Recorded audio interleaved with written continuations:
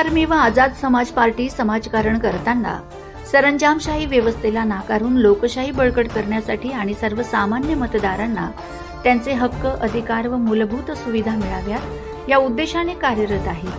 समाजकारणासोबत आता राजकारणातही आपले वर्चस्व प्रस्थापित करण्याच्या दिशेने पुढाकार घेत महाराष्ट्रात होऊ घातलेल्या स्थानिक स्वराज्य संस्थेच्या निवडणुकीत सहभागी होणार असल्याची घोषणा करण्यात आली।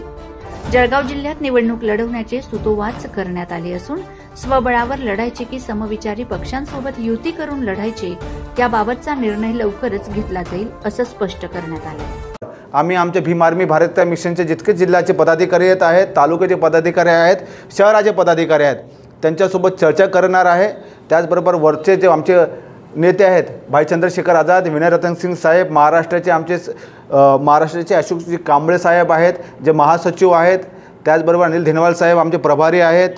ठीक आहे, आमचे वरिष्ठ नेते आहेत उत्तर महाराष्ट्र अध्यक्ष राहुलजी वाघ, त्याचबरोबर आमचे दीपकजी भालेराव यांच्यासोबत योग्य चर्चा करून आम्ही लवकर निर्णय या ठिकाणी जळगाव जिल्ह्यामध्ये स्थानिक स्वराज्य संस्थेच्या बाबतीत आम्ही लवकर घेणार आहोत। भाऊ, आता जसं की आगामी स्थानिक स्वराज्य संस्थेची निवडणूक होणार आहे, तर नगरपालिका संदर्भात आपण सांगत आहात का सर्व स्थानिक स्वराज्य संस्था संदर्भात सांगत आहात?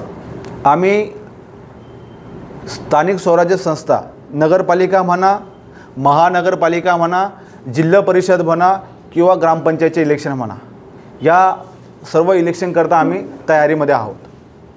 आपली चर्चा झाली आहे का काँग्रेस संदर्भात, काँग्रेससोबत किंवा इतर मित्रपक्षांसोबत? यांच्यासोबत आमची प्राथमिक चर्चा सुरू आहे। लवकरात लवकर त्यांच्यासोबत योग्य चर्चा झाली तर लवकरात लवकर तुमच्या माध्यमातून आम्ही सर्वांना आम्ही कळवण्यात येईल। चॅनल सबस्क्राइब करा, बेल आयकॉनचे बटन दाबा, सोबत शेअर करायला विसरू नका।